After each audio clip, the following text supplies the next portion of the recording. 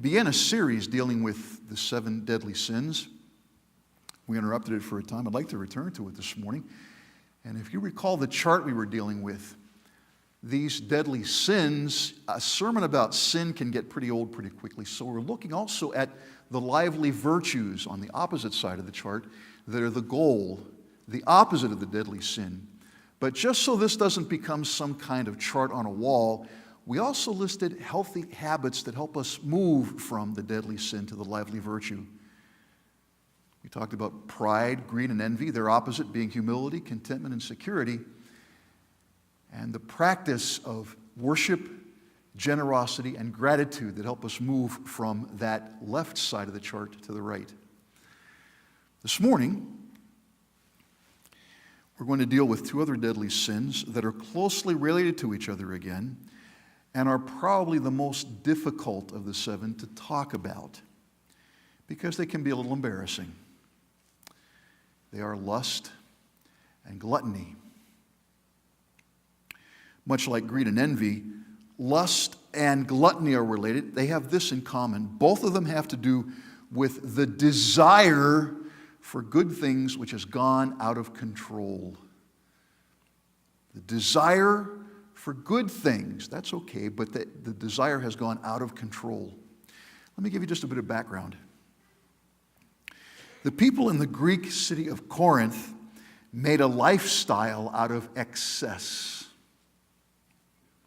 In fact, the phrase to Corinthianize in that day meant to overdo everything, to indulge every desire, every whim. In fact, long before that phrase became popular among us, the Corinthians lived the life, if it feels good, do it. The church that Paul planted in the city of Corinth was made up largely of non-Jews who had come from a truly pagan background. I'd like you to imagine this for a second. 6-year-old with a handful of cookies just before supper time, and his suspicious older sister looks at him and he says, "Mom said I'm allowed."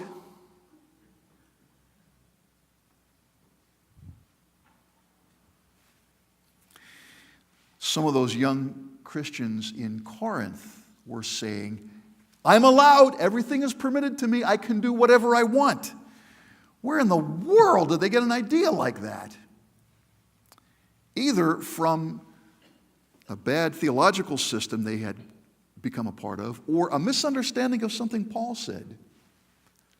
Back in Paul's time, there was a religious system called Gnosticism.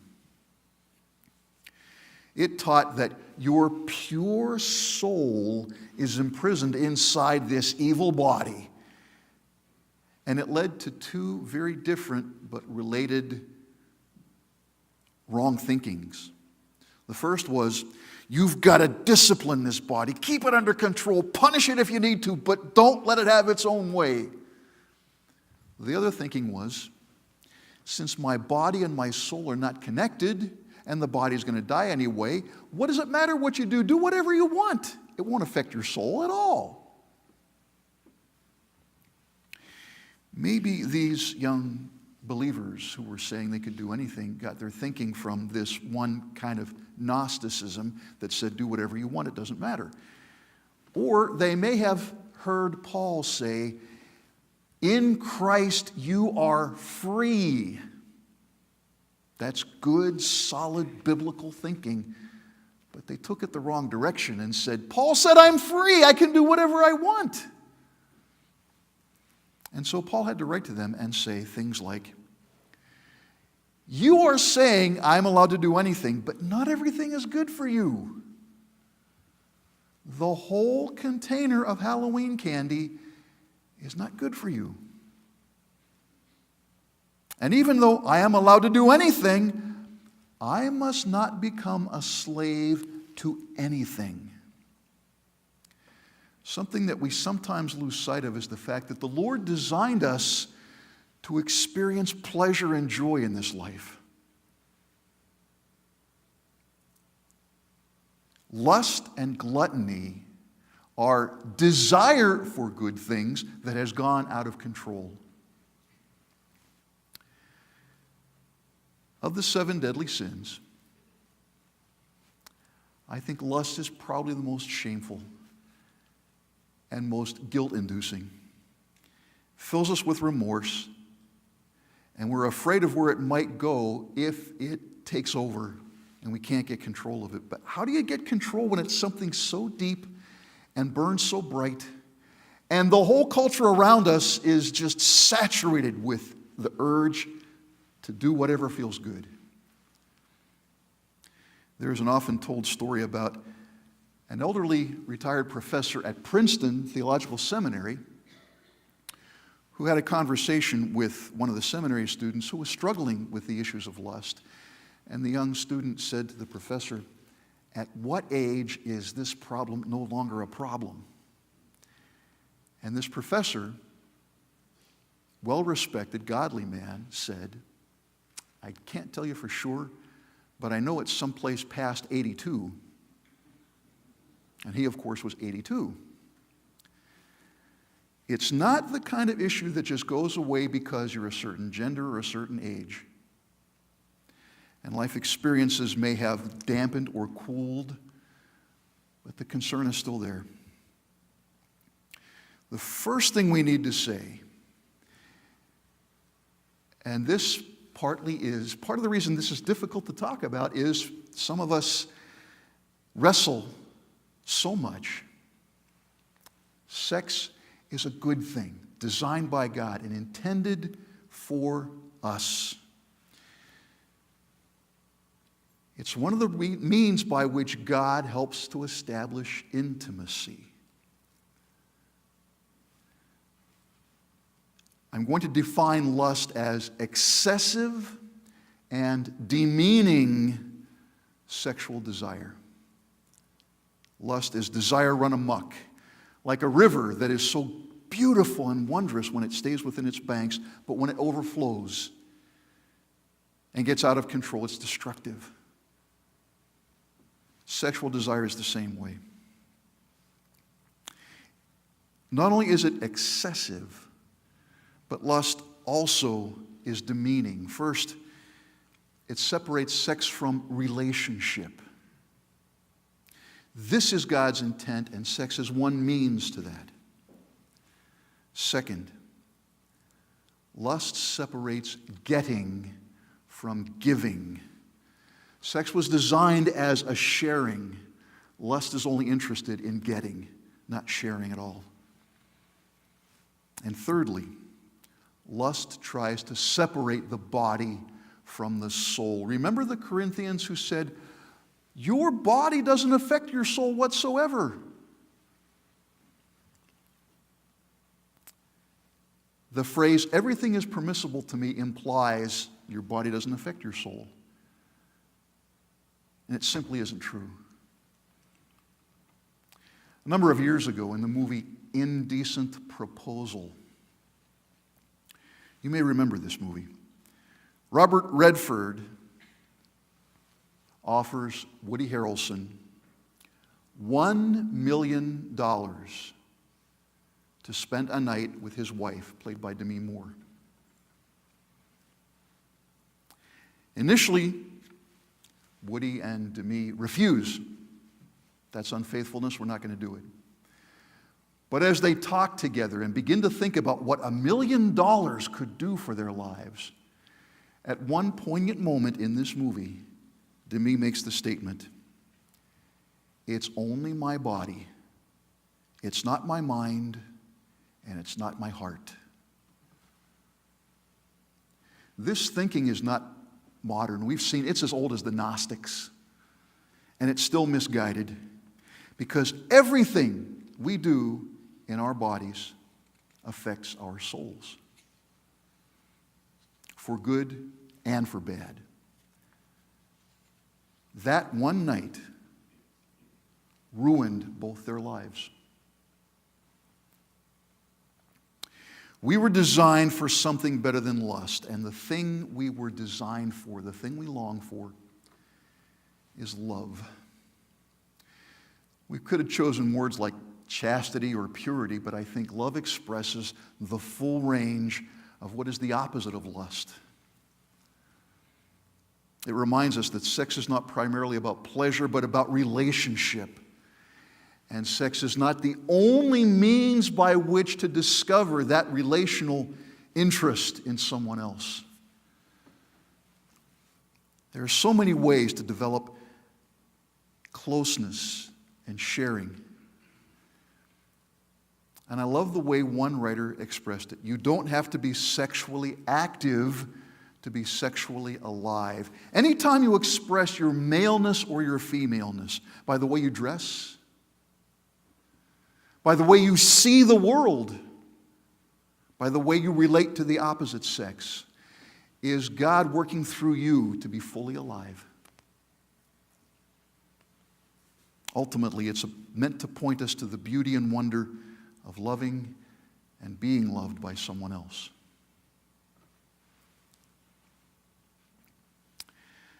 I said that lust and gluttony are related to each other. They are cousins in that sense. They desire good things, but the desire has gotten out of control. Paul wrote, "Even though I'm allowed to do anything, I must not become a slave to anything." And that slavery he's referring to is gluttony. I love hot tea. For a number of years, one of my favorites has been Earl Grey. My secretary doesn't agree with me. Her son does, and a former pastor of this church also agrees that Earl Grey is the best thing on the planet in terms of tea. I also like Constant Comment and about 13 others I can think of off the top of my head. But I've discovered as I'm getting older that black tea, if I drink it after about 7 o'clock, not only keeps me running to the bathroom, it keeps me awake half the night. So 7 o'clock comes, and I've developed a taste for certain kinds of herbal tea and even green tea. But sometimes you just want a good, strong cup of black tea. 7 o'clock comes, and I want that good, strong cup of black tea, and now I have a choice to make. Am I going to brew that thing and stay awake all night and discover that now it has control of me? Or am I going to say no to that small thing so that I can say yes to the better thing, a good night's sleep? And much as I love tea, nothing compares to a good night's sleep.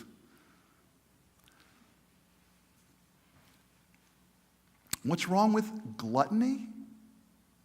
Something else controls you, and usually to your harm. Now, the word gluttony can conjure certain images for us.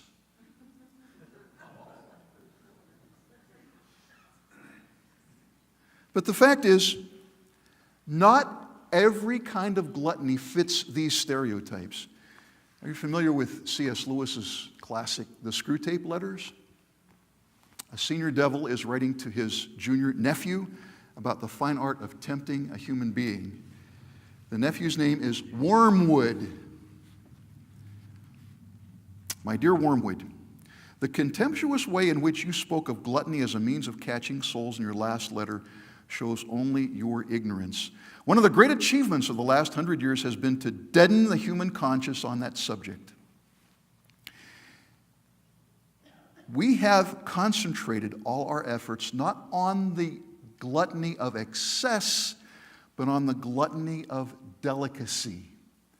And here, Wormwood's patient has a mother who is a victim of the gluttony of delicacy. And Screwtape writes, "Your patient's mother, as I learned from the dossier, is a good example. She would be astonished, one day I hope she will be astonished, to learn that her whole life is enslaved to the delicacy of gluttony of delicacy. It is quite concealed from her by the fact that the quantities involved are small. But what do quantities matter, provided we can use a human belly and palate to produce quarrelsomeness, impatience, uncharitableness, and self-concern? This woman is a positive terror to hostesses and servants. She's always turning away from what she has been offered. to say with a demure little sigh, "Oh, please take it away. All I want is a cup of tea, weak but not too weak, and the teeniest, weeniest bit of really crisp toast." Do you see what's happening? Because what she wants is smaller and less costly than what was set before her, she never recognizes as gluttony her determination to get what she wants, however troublesome it may be to others. Not all gluttons are fat.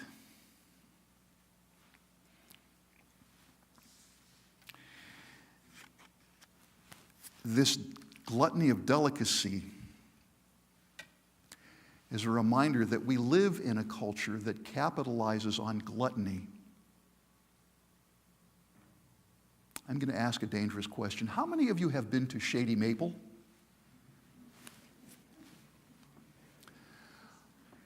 Some of us are not sure if we want to admit that or not. Of those of us who have been to Shady Maple, how many of you have said, "This time I'm going to behave myself"? And every time when you're on your way home, you say, "Oh, I ate too much." That's one kind of gluttony, and our culture capitalizes on it because they know that if they keep shoveling it at us, we're going to keep eating it. But there is another kind of gluttony, this gluttony of delicacy.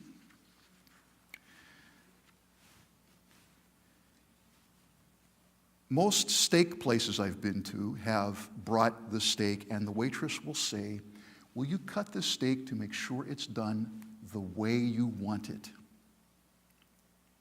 Now, there's nothing wrong with their making sure, because they know their bread and butter depends on my liking this steak and wanting to come back. The fact is, we have been given so many ways to be fussy and demand what we want that we haven't learned how to say, "Thank you, this is fine." The thinking can be, not always, but can be, "I'm paying good money for this, I'm going to get what I want. And if they don't give it to me, I'll go someplace that does give it to me." And we have succumbed to the gluttony of delicacy. I want what I want. Again, nothing wrong with saying to the waitress, "You know, this could use a few more minutes. I really would prefer not to eat something that's going to moo at me." That's fine. And the waitress is willing to do that. But when this poor harried woman has got 15 people that she's all trying to deal with at one time, and they all want the same thing, and they're all fussy about it, and you say to her, "Can't you people get this right?" And suddenly our witness is shot because we put more stock in our gluttonous appetite than our desire to help this woman see how someone who disagrees with what's going on and follows Jesus deals with it.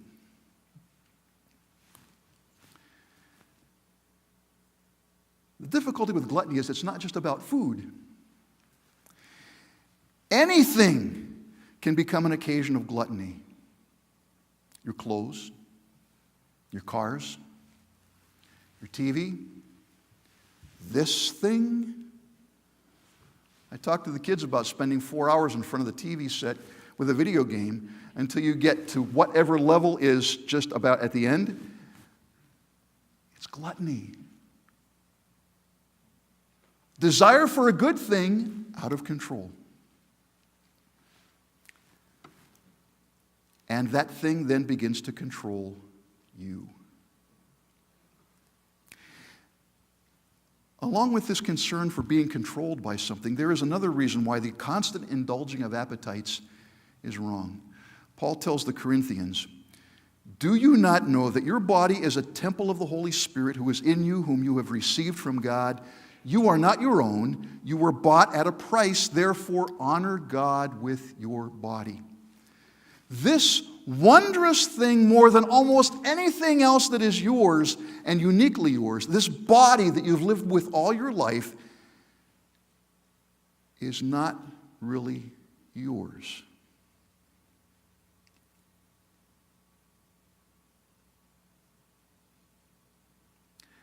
I want you to hold your hand up for just a moment. See if you can hold it with the other hand. And say out loud, "This is not mine."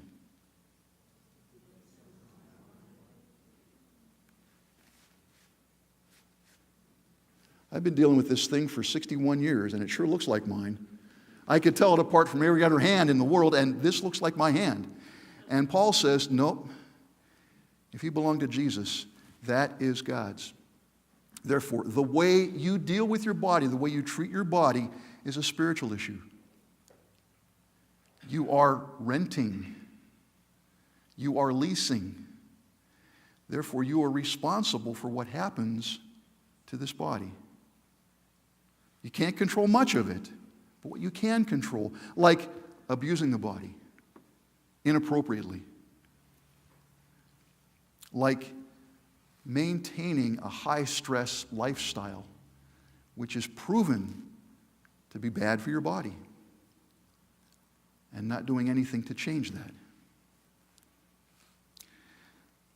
The lively virtue that is the opposite of gluttony, of course, is self-control.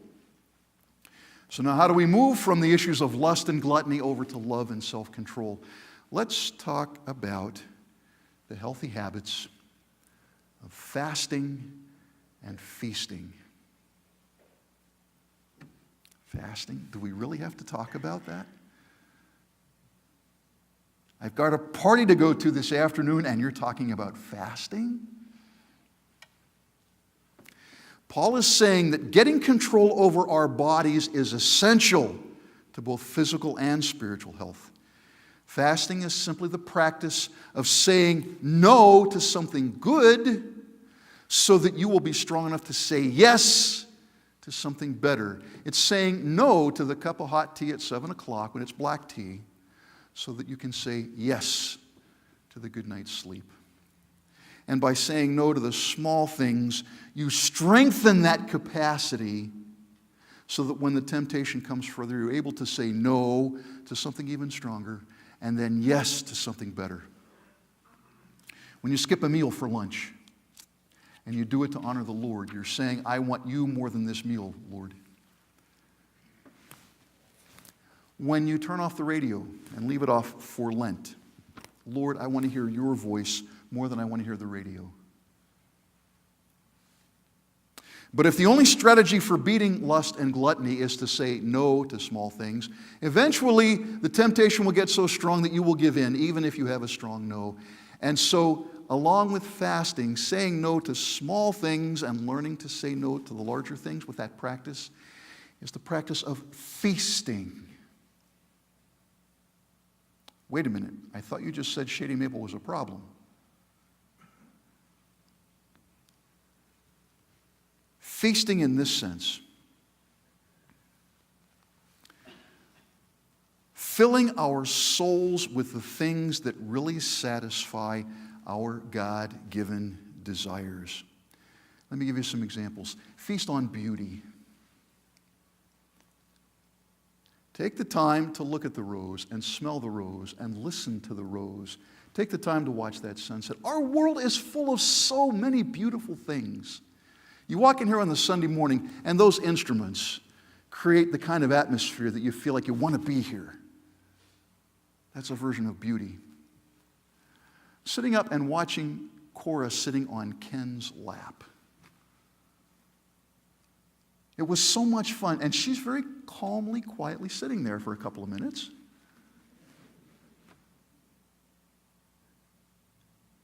A friend whose face you have come to appreciate.